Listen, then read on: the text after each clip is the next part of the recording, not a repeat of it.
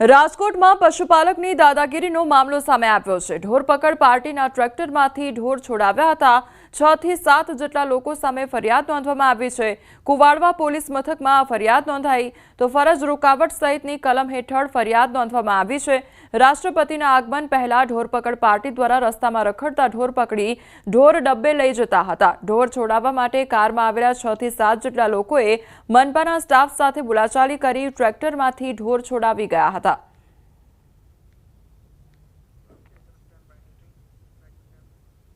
सूरत शहरना उधनामां मामाए भाणेजनी हत्या करी नाखी अने मामाए भाणेजना शरीરના कटका कर्या। भाणेजना अमरनगरमां मामा भाणेज रहता हता अने कोई वातने लईने बंने वच्चे झगड़ो पण थयो हतो तो मामा मोहम्मद इतेकार भाणेज पर तीक्ष्ण हथियार वडे हुमलो कर्यो हतो।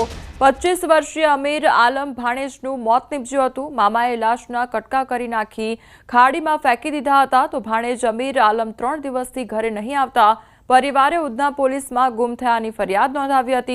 पोलीसने मामा पर शंका जता समग्र मामलो बहार आव्यो। पोलीसे मामा मोहम्मद इतेकार अटकायत करी फायरना जवानोए खाड़ीमांथी मृतक अमीर आलमना शरीરના टुकड़ा शोधी काढ्या।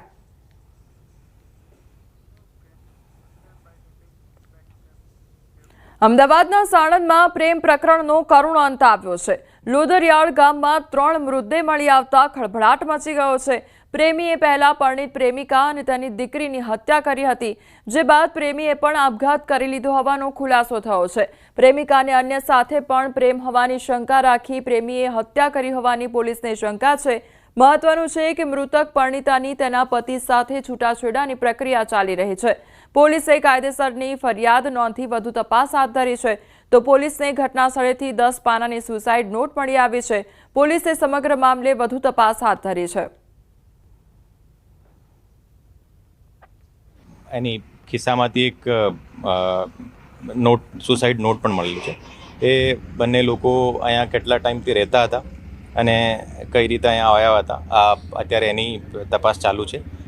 પ્રાઇમા ફેસી સુસાઇડ નોટને વાંચીને અહીંયાની સર્કમસ્ટન્સીસ જોઈને જો સુસાઇડની શક્યતા લાગે છે। વલસાડ જિલ્લામાં પોલીસે વધુ એકવાર નશીલા રેકેટનો પર્દાફાશ કર્યો। મોટા હાઇબ્રિડ ગાંજાના જથ્થા સાથે 2 શખ્સોની ધરપકડ કરી છે તો એસઓજીની ટીમે વાપીના નામધા વિસ્તારમાં વોચ ગોઠવી હતી, જ્યાંથી એક કારમાં પસાર થતા શંકાસ્પદ યુવકો દીપક જયસ્વાલ ઉર્ફે લંગડા અને મનીષ તિવારી ઉર્ફે ચીનુને અટકાવ્યા હતા। તપાસ દરમિયાન બંને પાસેથી ₹12.87 લાખ કિંમતનો હાઇબ્રિડ ગાંજો ઝડપી પાડવામાં આવ્યો હતો। સાથે કાર અને અન્ય સામાન મળી કુલ ₹17.96 લાખથી વધુનો મુદ્દામાલ જપ્ત કરવામાં આવ્યો છે તો હાલ પોલીસે વધુ તપાસ શરૂ કરી છે।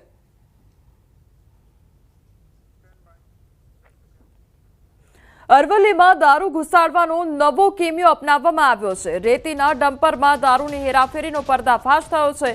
ડમ્પરમાંથી 25 લાખનો દારૂ ઝડપાયો છે। ડમ્પરમાંથી 8,160 બોટલ જપ્ત કરવામાં આવી છે। પોલીસે ઉદયપુરના પ્રદીપ ડામોરની ધરપકડ કરી છે।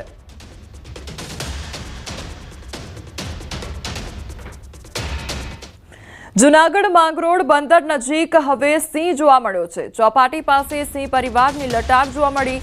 5 સિંહની લટાર કેમેરામાં કેદ થઈ છે તો બંદર નજીક અવારનવાર સિંહ દેખાતા હોય છે। સિંહ પરિવારની લટારથી લોકોમાં ફફડાટ વ્યાપ્યો છે તો એક સાથે 5 સિંહ જોવા મળ્યા હતા અને સિંહોની લટાર જોવા લોકોની ભીડ પણ ઉમટી પડી હતી તો બીજી તરફ સ્થાનિકોમાં પણ ભયનો માહોલ જોવા મળી રહ્યો છે, કારણ કે અવારનવાર આ પ્રકારના દ્રશ્યો સર્જાતા હોય છે કે જ્યાં સિંહની લટાર જોવા મળતી હોય છે।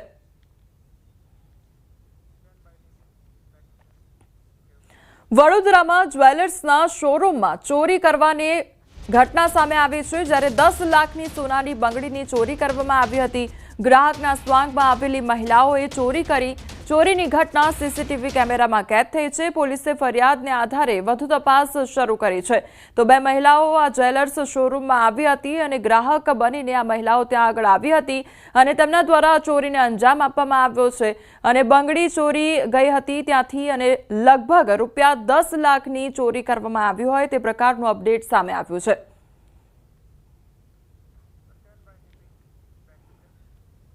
गिरनार पर्वत पर गुरु गोरक्षनाथनी मूर्ति तोड़वा मामले लोक साहित्यकार राजबा गढ़वीए निवेदन आप्युं छे। તેમણે કહ્યું છે કે જો કોઈ આ માટે જવાબદાર હોય તેની સામે કાયદેસર કાર્યવાહી થવી જોઈએ. સનાતન ધર્મની વાતો કરવાવાળા કેમ મૌન છે તે સવાલમાં કહ્યું તો ચોરી કરવા આવે તેની સામે પગલાં લેવાય, એમાં શું બોલવું, અને અન્ય ધર્મના લોકો આમાં હોય તો તોડી નાખવા જોઈએ તેવું પણ કહ્યું.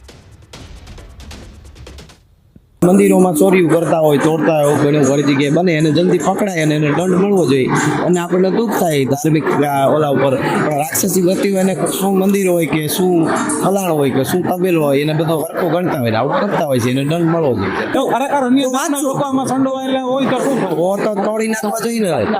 આ તો ચોર તરીકે ચોરી કરવા આવ્યા ને તોડી ગયા તો આપણે થાય કે એને દંડ મળી જાય. બાકી કોઈ ધર્મની દ્રષ્ટિએથી તોડ્યું હોય તો હજી ઘણું થાય, ખબર પડ્યા પછી તો કરવું જ પડે ને. વડોદરામાં તંત્રની બેદરકારીના કારણે દંપતી ખાડામાં પડ્યું. રાવપુરા કોઠી 4 રસ્તા પર આ ઘટના બની. રોડ પર પટકાતા મહિલાને માથામાં ઈજા પહોંચી હતી તો મહિલાને સારવાર માટે હોસ્પિટલમાં ખસેડવામાં આવી. તંત્રએ માત્ર બેરિકેડિંગ કરીને સંતોષ માન્યો હતો. છેલ્લા ઘણા સમયથી રોડ પર ખાડો હોવાનો દાવો કરવામાં આવી રહ્યો છે. જો કોઈ દુર્ઘટના સર્જાય તો જવાબદાર કોણ, તેને લઈને અનેક સવાલો ઉઠ્યા છે. વચ્ચે કોઠી 4 રસ્તા આગળ લોખંડની એંગલ મેલી છે અને આ ખાડા પૂરતા નહીં. આ કોર્પોરેશન વાળા કેટલા દિવસથી આ કોરાટ નીકળી ગયો, વરસાદ જતો રહ્યો, ખાડા પૂરતા નહીં અને આ એક્સિડન્ટ થાય તો જવાબદાર કોણ? શું થયું? આ મારી વાઈફને માથામાં વાગ્યું છે. જો લોખંડની એંગલ, આ કોઠી 4 રસ્તા ખાડાને લીધે પડી ગયા અમે. ખાડો હતો ને તે બાજુવાળા સ્કૂટર દબાયું ને ગબડી પડ્યા અમે ખાડા લીધે. કઈ જગ્યા પર છે? કોઠી 4 રસ્તા તંત્રને શું કહેવાનું. એક તરફ વડોદરા મહાનગરપાલિકાના મ્યુનિસિપલ કમિશનર અરુણ મહેશ બાબુ જે છે તે અધિકારીઓને સૂચના આપી રહ્યા છે કે ચોમાસું જતું રહ્યું છે, હવે આળસ ખંખેરો અને શહેરમાં જ્યાં ખાડા પડ્યા છે એ ખાડાનું પુરાણ કરો. પરંતુ આજે અધિકારીઓ છે તેઓ મ્યુનિસિપલ કમિશનરના આદેશને ઘોડીને પી ગયા છે. એના કારણે જે નિર્દોષ નાગરિકો છે તેઓ આ ખાડાઓનો ભોગ બની રહ્યા છે.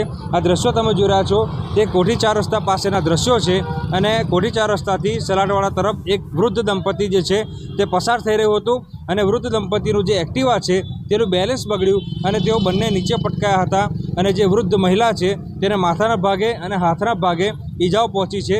ત્યારે દ્રશ્યોમાં જોઈ શકાય છે કે એક વૃદ્ધ મહિલા જે છે તે ઈજાગ્રસ્ત થયા બાદ વડોદરા મહાનગરપાલિકાના જે સ્માર્ટ અધિકારીઓ છે તેમણે બેરિકેડ મૂકીને સંતોષ માન્યો છે. ઘટનાને લાંબો સમય વીતી ગયો પરંતુ હજી સુધી આ જે ખાડો છે તેનું સમારકામ થયું નથી. એટલે ચોક્કસથી વડોદરા મહાનગરપાલિકાના જે સરકારી બાબુઓ છે તેમની કાર્યપદ્ધતિ સામે સવાલ ઊભો થાય. ઉલ્લેખનીય બાબત છે કે મ્યુનિસિપલ કમિશનરે કડકમાં કડક સૂચના આપી છે કે કોઈપણ ભોગે તમામ ખાડાનું સમારકામ કરો, પરંતુ અધિકારીઓ જે છે તે મ્યુનિસિપલ કમિશનરની વાત સાંભળવા માટે તૈયાર નથી અને પોતાની મનમાની ચલાવી રહ્યા છે. એના કારણે જે નિર્દોષ વાહન ચાલકો છે તેઓ અકસ્માતનો ભોગ જે છે તે બની રહ્યા છે અને વાહન ચાલકો જે છે તે આ ખાડાઓના કારણે ઈજાગ્રસ્ત થઈ રહ્યા છે. હાર્દિક દીક્ષિત, ન્યૂઝ 18 ગુજરાતી, વડોદરા.